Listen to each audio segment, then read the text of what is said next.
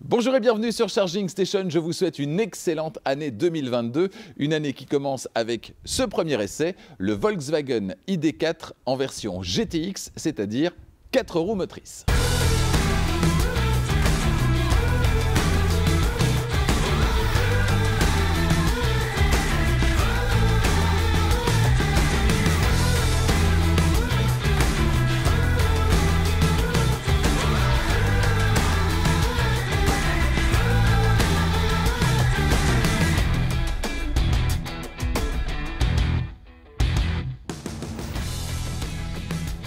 Cet essai vous est proposé par Arval,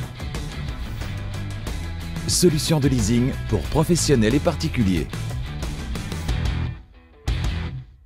En attendant la déclinaison coupée baptisée ID.5 qui arrivera dans le courant de cette année 2022, eh bien le Volkswagen ID.4 est déjà disponible dans une nouvelle variante. C'est donc cette variante à 4 roues motrices baptisée GTX. Alors GTX, ça sous-entend une certaine sportivité.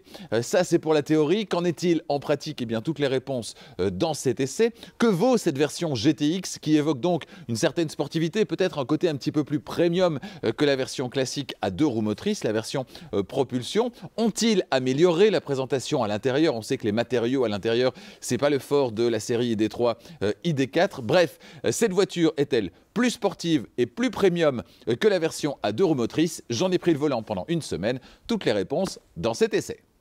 Mais avant de démarrer cet essai, comme à chaque fois, je vous invite à vous abonner à Charging Station si ce n'est pas déjà fait et à activer la clochette des notifications pour être prévenu dès qu'une nouvelle vidéo électrisante est disponible. Dans une semaine, on sera toujours en Allemagne, mais chez Mercedes cette fois, avec l'essai de la Mercedes Classe C, la nouvelle de 5e génération en version hybride rechargeable et cette promesse de plus de 100 km à parcourir sur une seule charge en 100% électrique.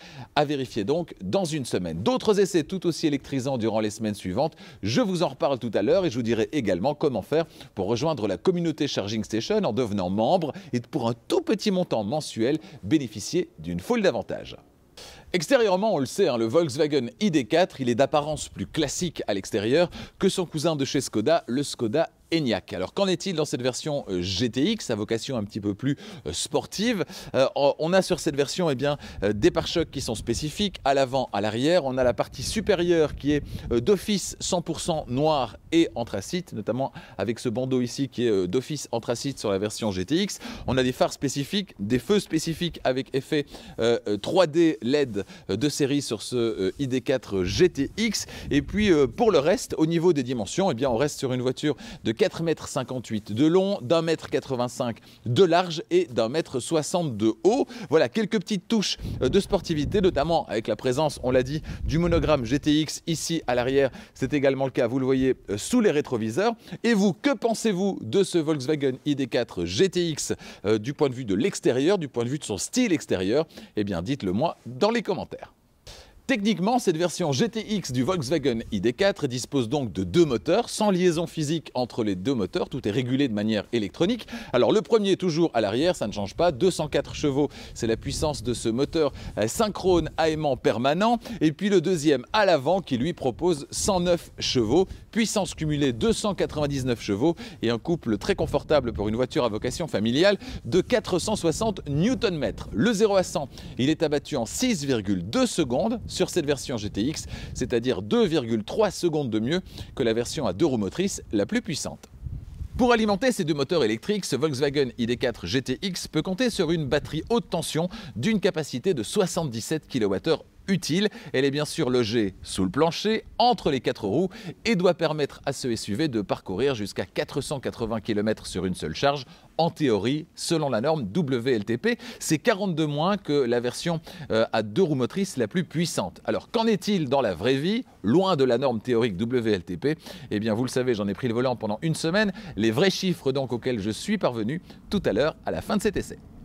Pour recharger la batterie de ce Volkswagen ID.4 GTX, ça se passe, vous le voyez à l'arrière, du côté droit, avec sous la trappe de recharge un connecteur de type 2 pour la recharge sur le courant alternatif, celui qui circule dans nos rues et dans nos maisons, comptez 7h30, 8h à peu près, grâce au chargeur embarqué de 11 kW pour une recharge complète à 100%, c'est-à-dire le temps d'une journée de travail ou encore d'une nuit de sommeil. Vous avez accès bien sûr à la recharge sur le courant continu via le connecteur Combo CCS. Et là, la puissance acceptée par la voiture, elle est de 125 kW, ce qui va permettre de retrouver 80% de capacité de batterie en une trentaine de minutes à peu près. Mais cette durée, elle pourrait être réduite de 10 minutes prochainement parce qu'il se murmure que via une mise à jour OTA, une mise à jour à distance, eh bien, cette voiture ainsi que toutes les autres au sein du groupe Volkswagen qui sont construites sur la plateforme MEB, toutes celles en tout cas qui disposent de cette recharge à 125 kW, eh bien, la puissance de recharge pourrait être portée à 170 kW, ce qui lui permettrait eh bien, de rivaliser avec ce qui se fait de mieux dans la catégorie, à savoir chez Tesla par exemple, modèle 3, modèle Y. Alors je sais qu'on va bien au-delà de 200 kW chez Tesla, mais on va au-delà de 200 kW dans certaines circonstances pendant une très courte durée. Dans la majorité des cas, eh bien celle-ci pourra rivaliser avec Tesla aux alentours de 170 kW de puissance si elle bénéficie donc de cette mise à jour. Ce serait le cas donc pour cette ID.4, mais également pour l'ID.3, sa petite sœur, chez Audi, l'Audi Q4 e-tron, la Cupra Born également, et bien sûr chez Skoda, le Skoda Enyaq, bref, affaire à suivre. Avant de vous faire découvrir l'intérieur de ce Volkswagen ID.4 en version GTX, avant de se réchauffer un petit peu parce qu'il ne fait pas très chaud aujourd'hui, eh bien je vous propose de découvrir le coffre. Alors pas de surprise, le moteur supplémentaire a donc été ajouté à l'avant sur cette version à 4 roues motrices. À la base, sur les 2 roues motrices, il est déjà à l'arrière et donc la capacité elle est inchangée par rapport aux versions à 2 roues motrices, soit 543 litres en configuration 5 places, donc avec la banquette arrière en place, banquette arrière qui est fractionnable 60-40 et qui contient une trappe à ski, voilà qui est toujours bien pratique pour charger des objets longs. 543 litres et jusqu'à 1575 litres avec la banquette arrière complètement rabattue. Au niveau de l'aspect pratique de ce coffre, eh bien, on a toujours ces petites alcôves à gauche et à droite qui sont bien pratiques. On a différents crochets également qui sont disponibles. On a également ce double fond avec possibilité de soulever ou d'enlever complètement cette plaque. Et puis ça donne accès du coup à un espace supplémentaire pour glisser par exemple les câbles de recharge que vous pouvez également glisser dans la partie supplémentaire qu'on va retrouver tout en dessous ici. Donc capacité de chargement vraiment confortable sur ce Volkswagen ID.4 GTX et vous le voyez, le haillon qui est à commande électrique. Avant de vous faire découvrir dans un instant le tableau de bord de cette version GTX du Volkswagen ID.4, on saura donc si la présentation est davantage valorisante que dans les versions à 2 roues motrices. Eh bien me voici installé à l'arrière sur la banquette arrière qui est relativement confortable. Alors pour les grands gabarits comme le mien, je mesure 1,90 m, je vous le rappelle, ça manque un petit peu de soutien au niveau des cuisses ici parce que le plancher est assez haut. Pour le reste, vous le voyez, malgré mon 1,90 m avec le siège avant qui est réglé comme pour moi, eh bien je m'installe sans problème à l'arrière. Au niveau des genoux, ça ne touche pas. Au niveau de l'équipement, on a droit à quoi? Eh bien on profite de cet immense toit vitré davantage depuis la banquette arrière évidemment. Et puis au niveau de l'équipement proprement dit, on a ces petites pochettes qui sont très pratiques à l'arrière des sièges avant pour les 2 places principales à l'arrière. On a également des prises à l'arrière de la console centrale, 2 prises USB-C. On a également des réglages spécifiques pour le chauffage et la climatisation et bien assez de place en dessous des sièges avant pour glisser les pieds. Donc franchement, on est plutôt bien loti à l'arrière de cette voiture, même quand on mesure 1,90 m. Alors je sais qu'il y en a plusieurs d'entre vous qui m'ont déjà dit, bon, tout le monde ne mesure pas 1,90 m. Qu'est-ce que ça donne avec un plus petit gabarit? On aimerait savoir. Eh bien, vous voulez savoir, vous allez le savoir maintenant. Personnellement, je n'ai pas encore le permis de conduire, mais je ne mesure pas non plus 1,90 m, mais plutôt 1,78 m. Alors avec le siège avant réglé comme pour moi, allons voir ce que ça donne à l'arrière.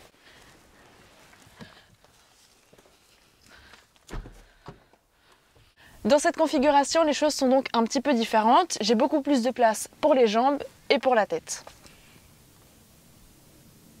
Quand on s'installe au volant, pas de surprise, on est bien à bord d'un Volkswagen ID4, grand frère de l'ID3, avec ce petit combiné instrument derrière le volant, cet écran infodivertissement avec juste en dessous les réglages tactiles de volume et de température, la console centrale semi-flottante et puis le bandeau LED qu'on va retrouver au pied du pare-brise et qui permet d'interagir avec la voiture.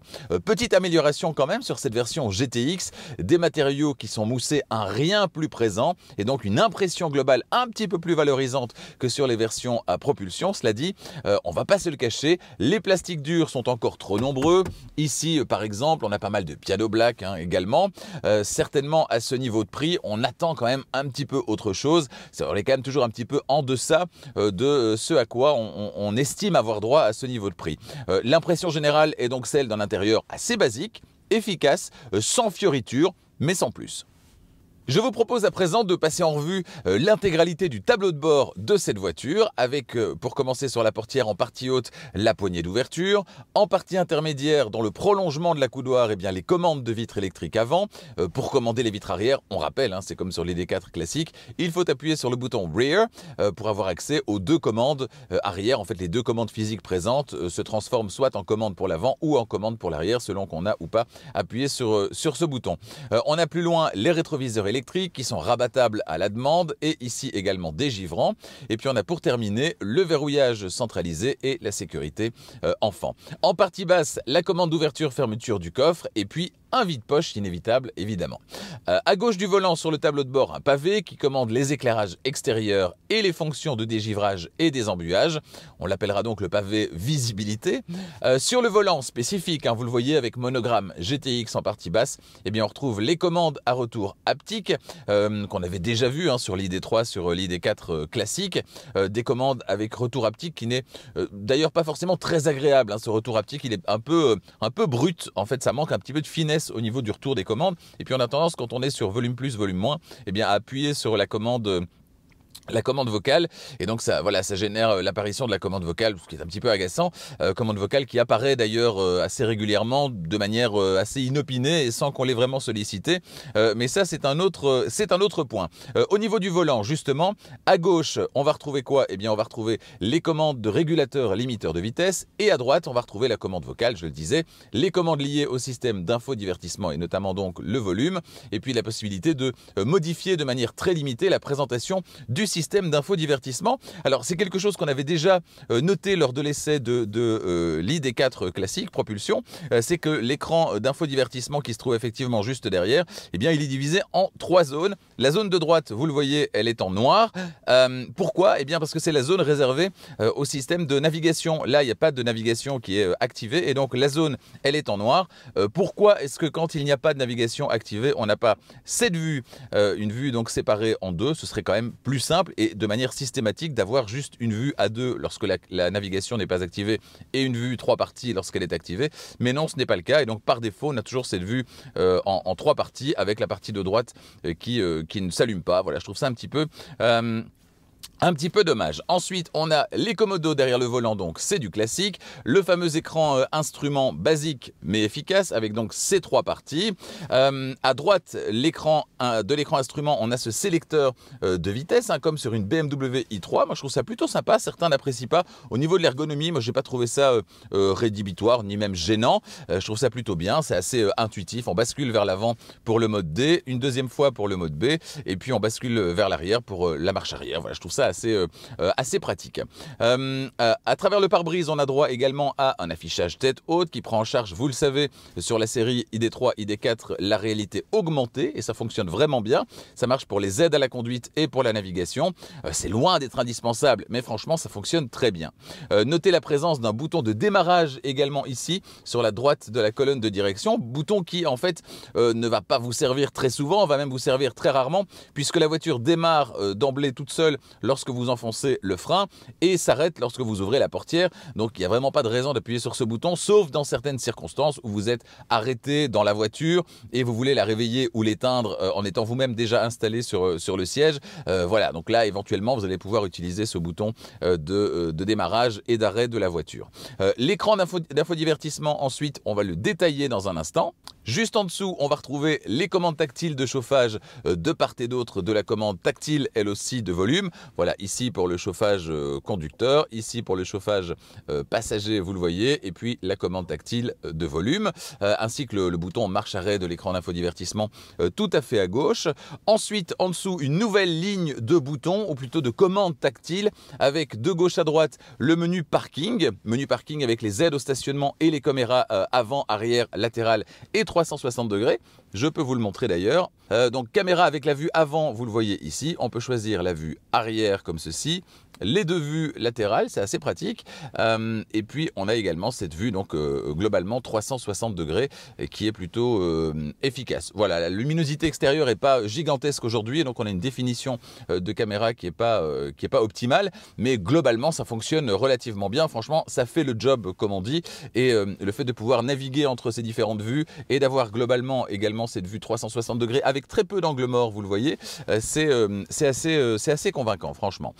Ensuite, on a le menu climatisation, deuxième commande ici avec la climatisation classique, donc la manière classique de commander un système de climatisation. Le Smart Climate qui vous permet rapidement d'accéder aux fonctions. J'ai chaud, j'ai froid, chauffer les mains, air frais, chauffage rapide, etc.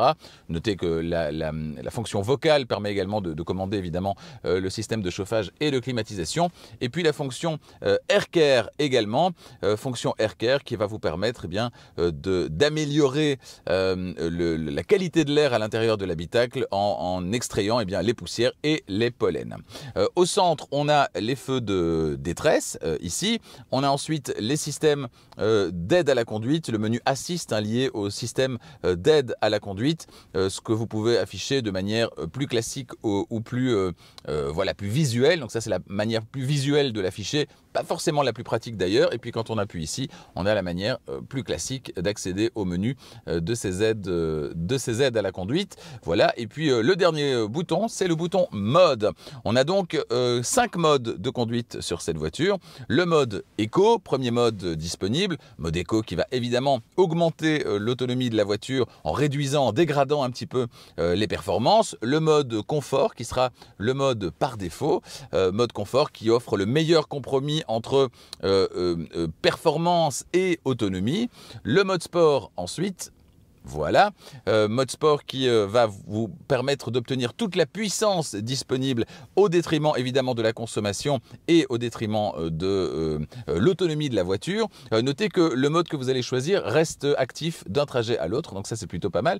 Et puis on a également le mode individual. Alors individual, vous le savez, c'est le mode qui va vous permettre de vous concocter votre mode à vous en agissant sur les différents paramètres de la voiture en fonction de ce qui vous convient. Et puis le mode traction. Alors le mode traction, c'est le mode dans lequel vous allez maximiser l'utilisation des 4 roues motrices, c'est-à-dire le mode que vous allez utiliser si vous êtes dans une situation un petit peu difficile au niveau du terrain, de la route sur laquelle vous vous trouvez, et puis si vous tractez également quelque chose, là vous allez privilégier ce mode traction. Donc voilà, différents modes disponibles ici, 5 modes disponibles au total, avec chaque fois la petite explication ici, voilà, et la possibilité d'accéder à ces différentes fonctions, que vous allez pouvoir customiser, notamment en mode individuel ici. Voilà, vous allez pouvoir vous créer votre mode de conduite à vous. Personnellement, je suis resté assez régulièrement en mode confort, qui est le mode par défaut, qui est le mode qui offre effectivement ce meilleur compromis possible entre les performances de la voiture, le confort effectivement, et puis l'autonomie de la voiture. Voilà. Pour ce qui est de cette nouvelle rangée de boutons.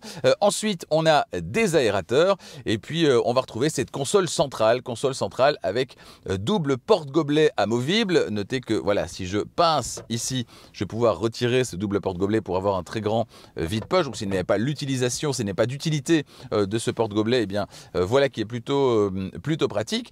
On a ensuite un grand couvercle sous lequel on va retrouver un grand espace composé de zones de rangement redimensionnable, également de 2 prises USB-C et puis d'une zone de recharge par induction sur cette voiture. Voilà qui complète l'offre proposée en matière de connectivité, en matière de rangement par cette voiture, notamment via cette grande console centrale qui n'est pas la plus jolie, autant vous le dire. C'est beaucoup de plastique dur, c'est beaucoup de piano black, mais je le disais tout à l'heure, c'est simple, basique, efficace.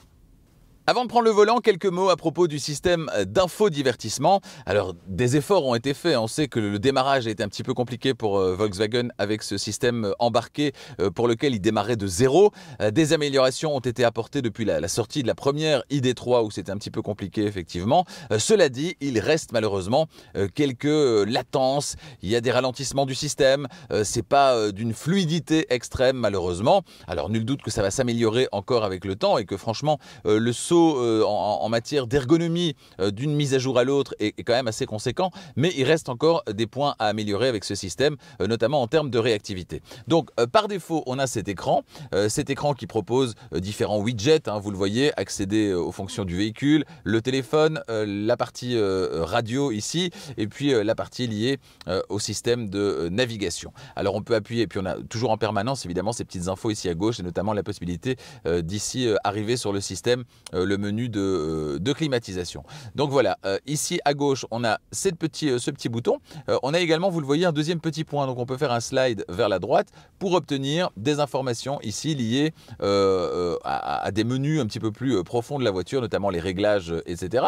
Donc voilà, ça c'est pour la navigation horizontale qu'on va retrouver par défaut ici. On a sur ce bouton également la possibilité d'avoir un menu plus classique avec, voilà, vous le voyez, l'accès aux différents sous-menus de la voiture.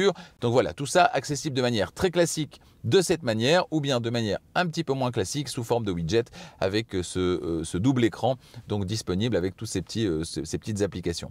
On a également un menu qui arrive, alors vous le voyez s'il veut bien venir, voilà, vous voyez quelques petits ralentissements, c'est pas chouette, qui arrive par le haut avec lequel on va pouvoir régler de manière un petit peu plus directe notamment l'auto-hold, donc la possibilité pour la voiture de se maintenir en place quand vous levez le pied du frein lorsque vous êtes à l'arrêt complet, d'activer ou désactiver les instructions de navigation, de naviguer directement vers la maison, vers le lieu de travail et la possibilité également de choisir le mode sombre ou le mode clair. Vous voyez, le mode clair, moi, personnellement je le trouve un peu comme dans la Ioniq 5 par exemple, un petit peu trop flash et donc je préfère largement le mode sombre. Luminosité de l'écran est réglable ici également et puis de nouveau on peut balayer vers la droite avec les notifications. Ici en l'occurrence il n'y en a aucune. Donc tout ça est placé de manière assez intuitive, hein, franchement c'est juste la navigation qui est rendue un petit peu plus compliquée par le fait qu'on a effectivement eh bien, cette latence, ce système qui ne répond pas au doigt et à l'œil et qui parfois met un petit peu de temps à réagir. Voilà, c'est là en l'occurrence, voilà, vous voyez de nouveau le slide, il ne l'a pas pris. Ça va, mais peut mieux faire et Volkswagen fait mieux effectivement à chaque mise à jour. Voilà pour ce système d'infodivertissement. Allez, c'est parti au volant de ce Volkswagen ID4 GTX. Alors, on l'a vu tout à l'heure, il y a le sélecteur de vitesse ici à côté du combiné instrument. Il n'y a pas de bouton de démarrage comme dans une Polestar 2, comme dans une Tesla. Le fait de s'installer au volant et de mettre le pied sur le frein, la voiture se réveille. Sélecteur de vitesse sur D ou sur B, on y revient dans un instant. Et la voiture s'élance. Elle s'élance d'ailleurs de manière assez vive. On aurait aimé un petit peu plus de progressivité vraiment quand la voiture s'arrache de l'arrêt complet. Donc sur le premier mètre, on aurait voulu un petit peu plus de progressivité, mais voilà, c'est après tout aussi une question d'habitude. Pour le reste, on a une voiture qui est imposante, mais pas intimidante. Imposante pourquoi? Parce que d'emblée, on sent qu'on est dans un habitacle assez vaste et donc on a une sensation de grosse voiture.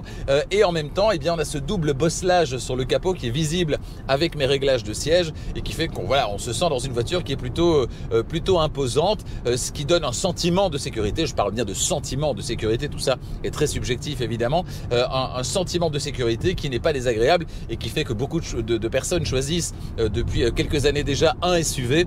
C'est aussi pour le sentiment de sécurité que ça procure.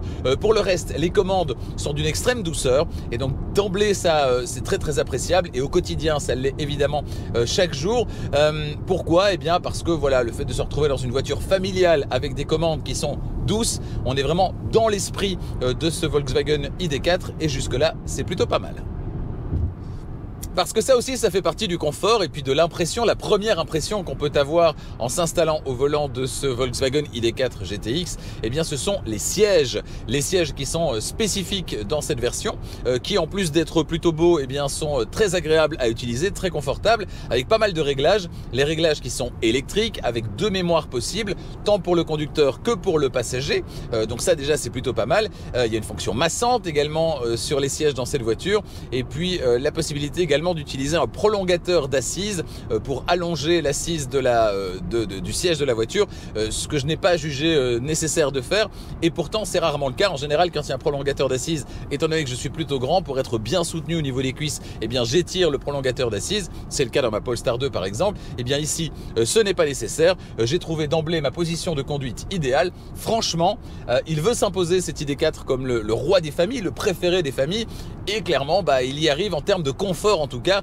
on est vraiment bien installé, hein. Si je résume jusque là, on a de la douceur de commande, on a des sièges qui prennent vraiment bien soin de soi, et puis on a ce sentiment de sécurité, cet agréable sentiment de sécurité qui est proposé par le fait d'avoir un SUV évidemment, avec une belle visibilité, avec ce capot qui est assez massif, je le disais. Donc voilà, jusque là franchement c'est un sans faute.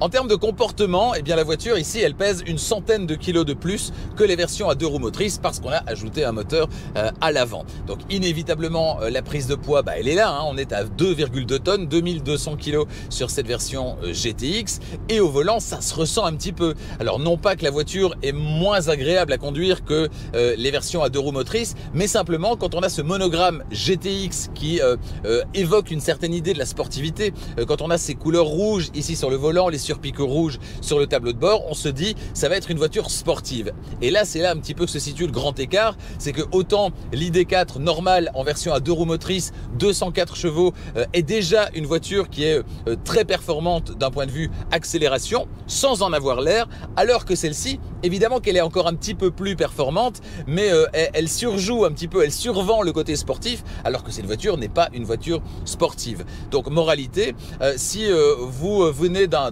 diesel d'une centaine de chevaux, d'un SUV diesel d'une centaine de chevaux, optez pour la version de 204 chevaux à roue arrière motrice, vous serez pleinement satisfait. Vous allez déjà faire un bond énorme en avant en termes d'agrément, en termes de performance. Si vous vivez dans une région où le terrain est un petit peu plus compliqué, vous vivez en montagne par exemple, dans des zones un petit peu boueuses parfois, etc., zones plus rurales, et bien là optez peut-être effectivement pour cette version à 4 roues motrices, parce que cette version elle est plus polyvalente au quotidien que la version à 2 roues motrices. Donc plus polyvalente mais pas plus sportive.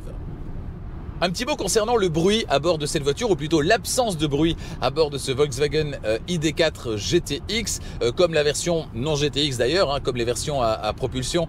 Eh bien cette voiture elle est vraiment silencieuse, les bruits de roulement sont bien maîtrisés, les bruits aérodynamiques sont bien maîtrisés également. Alors si on veut chipoter, hein, on peut noter un tout petit peu de bruit aérodynamique au niveau des grands rétroviseurs extérieurs, voilà, mais bon, ils sont énormes, donc forcément ils offrent une excellente rétrovision, mais il y a un tout petit peu de bruit aérodynamique, mais c'est vraiment pour chipoter, parce qu'il n'y a pas grand chose à dire sur cette voiture en matière de bruit. Elle est extrêmement silencieuse, et ça participe au confort global proposé par cette voiture, qui est très appréciable au quotidien. Outre le fait de mieux se débrouiller qu'une version à 2 roues motrices sur terrain un petit peu compliqué, eh bien cette 4 roues motrices, cette version à 4 roues motrices de l'ID4, elle vous permettra en plus de tracter une charge plus importante, 1200 kg, soit 200 kg de plus que les versions à 2 roues motrices, c'est pour une charge freinée. Pour une charge non freinée, on est toujours à 750 kg.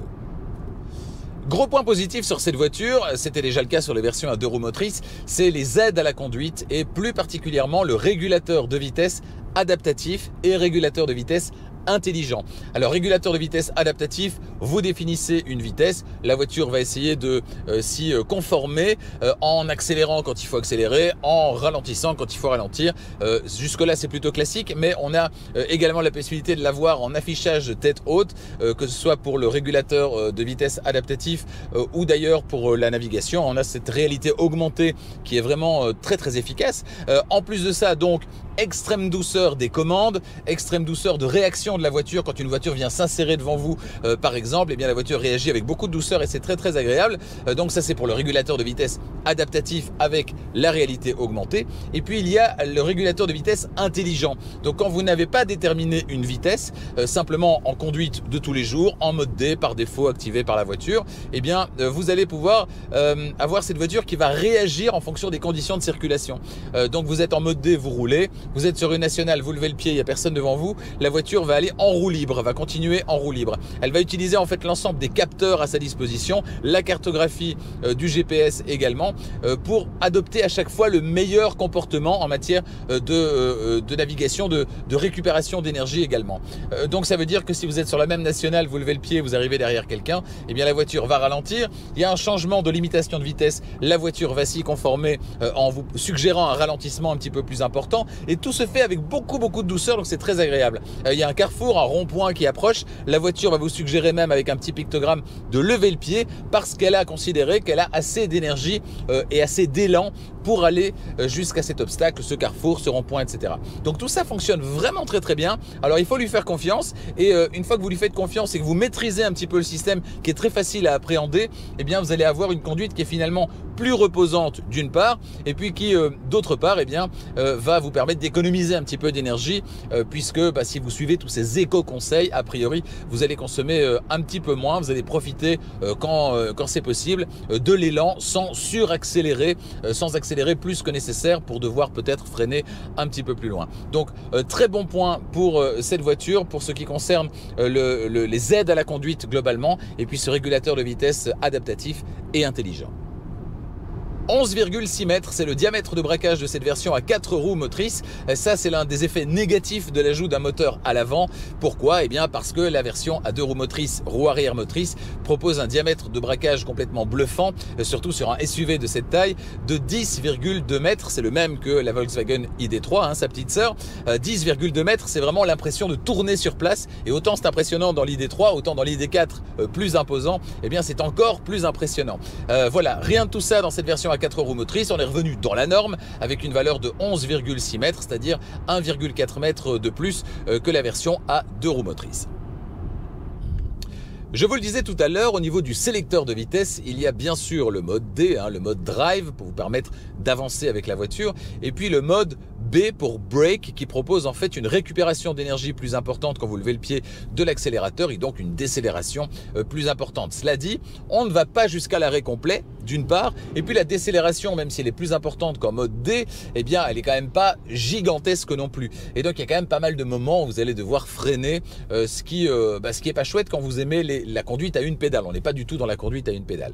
Ce qui fait que finalement, eh bien je suis resté la plupart du temps, moi qui apprécie cette conduite à une pédale et ces récupérations d'énergie plus importantes quand on lève le pied de l'accélérateur, eh bien je suis quand même pourtant resté en mode D. Pourquoi? Parce que le mode D et ce régulateur de vitesse intelligent dont je vous parlais tout à l'heure, cette voiture qui va réagir en mode D sans être en régulateur de vitesse adaptatif activé en fonction des conditions de circulation, qui va plus ou moins ralentir quand vous allez lever le pied de l'accélérateur, eh bien moi j'ai trouvé ça très convaincant et donc je suis resté finalement en mode D plutôt que d'utiliser le mode B, mais sachez qu'il est disponible et propose donc en toutes circonstances une récupération et donc une décélération plus importante sans être extraordinaire non plus. Personnellement, j'aurais aimé un mode B+, qui aille jusqu'à l'arrêt complet et qui propose une vraie conduite à une pédale. Contrairement à l'ID4 qu'on avait essayé il y a quelques mois, c'était la bleue, souvenez-vous, la version 2 roues motrices qui était une version d'entrée de gamme et qui donc ne proposait pas le meilleur éclairage possible, c'était les phares de base qui étaient installés sur cette voiture. Ici, on a les phares LED adaptatifs de Volkswagen qui proposent un éclairage vraiment très convaincant. Alors vous avez l'allumage et l'extinction automatique bien sûr, mais pour ce qui est du basculement automatique entre feu de route et feu de croisement, eh bien là malheureusement il faut l'activer à chaque fois au début de chaque trajet via le commodo de gauche que vous basculez vers le tableau de bord. Alors une fois que c'est fait, une seule fois, eh bien, vous avez le basculement qui s'effectue de manière automatique. La voiture va privilégier toujours un éclairage maximal. Donc, quand il n'y a personne, elle propose les feux de route activés en permanence. Et quand vous croisez quelqu'un ou que vous suivez quelqu'un, eh bien, elle éteint une partie du faisceau qui va correspondre, eh bien, tout simplement à la voiture que vous êtes en train de suivre ou la voiture que vous êtes en train de croiser. Donc voilà, j'ai pas eu d'appel de phare pendant cette semaine d'essai. Donc, ça veut dire que ça fonctionne vraiment très bien. Juste le petit bémol, il faut le réactiver à chaque fois. Me voici arrêté pour vous parler consommation, les chiffres obtenus, les chiffres relevés durant cette semaine d'essai, les vrais chiffres donc dans la vraie vie et dans des conditions en plus qui ne sont pas favorables à la voiture électrique puisqu'il faisait aux alentours de 0 degré le matin, parfois un petit peu moins d'ailleurs, le matin au démarrage de la voiture et puis 4, 5, 6 degrés en journée, un petit peu plus aujourd'hui avec 8 degrés, mais donc des conditions qui sont loin d'être idéales pour une voiture électrique. Donc déjà, je peux vous le dire d'emblée, les 480 km évidemment, je ne les ai pas atteints. Sur cette semaine d'essai, je suis parvenu à une consommation moyenne avec 525 km parcourus, 8h39 passées au volant de cette voiture et 61 km/h de moyenne. Eh bien, je suis arrivé à une consommation moyenne de 25,3 kWh au 100. Alors, ça peut paraître beaucoup, évidemment. Rappelons que les conditions étaient donc hivernales. Il faisait vraiment très froid. Et rappelons que c'est sur une semaine avec de nombreux démarrages, arrêts, redémarrages, arrêts, avec chaque fois une remise en température de la voiture, de la batterie, etc. Donc évidemment que sur une seule traite, ce serait 525 km en une seule fois ou en 2 fois moyennant recharge. Ce serait évidemment des consommations qui sont beaucoup plus basses puisque là il y aurait une seule mise en température et puis après la température serait maintenue. Pour vous le prouver d'ailleurs, eh bien sachez que ce trajet-ci, je viens de parcourir pour ce tournage 53 km. On est en journée, il fait 8 degrés, il y a du soleil. 53 km, eh bien j'arrive à une consommation moyenne de 20,9 kWh au 100. Mais comme je suis en mode tournage, j'ai roulé un petit peu moins vite et donc directement, eh bien, on a des valeurs qui sont nettement plus acceptables, 20,9 kWh au 100. Alors rappelons aussi qu'on parle de kilowattheure et pas de litres. 1 litre de différence d'une voiture à l'autre, c'est très courant. Et on ne crie pas au scandale, on ne se dit pas que la voiture qui consomme 1 litre de plus au 100 est un gouffre financier. Ici, c'est un petit peu la même chose. Si on part des 25,3 kWh, partons de 25 kWh, comparé à une Tesla qui fera 18 à peu près dans les mêmes conditions, eh bien, sachez que de 18 à 25, il y a 7 kWh. 7 kWh au prix du kilowattheure, alors ça dépend d'une personne à l'autre et d'un contrat à l'autre, mais tablons sur 1,50 € à peu près, on est plus ou moins dans ces valeurs médianes-là. 1,50 €, c'est-à-dire même pas 1 litre de carburant au prix actuel du carburant. Donc on est loin d'avoir un gouffre entre la Tesla, une Tesla très efficiente, et cette voiture-ci qui l'est probablement un petit peu moins. Voilà, 25,3 kWh, compte tenu de la capacité de la batterie, eh bien on aura 300 km. Donc 300 km d'utilisation quotidienne de la voiture. J'ai un parcours qui, pour rappel, est essentiellement autoroutier, à 60-70% autoroutier. On va tabler sur 60% peut-être cette semaine, donc soit 60% autoroutier, donc c'est quand même pas mal d'autoroute, et j'arrive donc à parcourir 300 km sur une seule charge avec cette voiture, 25,3 kWh donc au 100 km. Dans ces conditions-ci d'essai, évidemment qu'en plein été, ce serait forcément sensiblement moins élevé. Avant de passer à la conclusion de cet essai, parlons du prix de ce Volkswagen ID4 GTX qui est disponible en Belgique à partir de 55 110 €. En France, ce sera 54 450 €. Ce véhicule d'essai est équipé d'une foule d'options, la peinture métallisée à 700 € par exemple, et puis des packs et encore des packs. On a le pack Design Plus, le pack Confort Plus, le pack Infotainment Plus, etc. L'occasion de vous rappeler que si vous vous rendez sur le configurateur en ligne de Volkswagen qui correspond à votre pays, eh bien vous allez pouvoir customiser, créer votre ID4 GTX idéal et déterminer votre prix en fonction de ce qui est disponible comme option, comme pack et de série ou en option dans votre pays.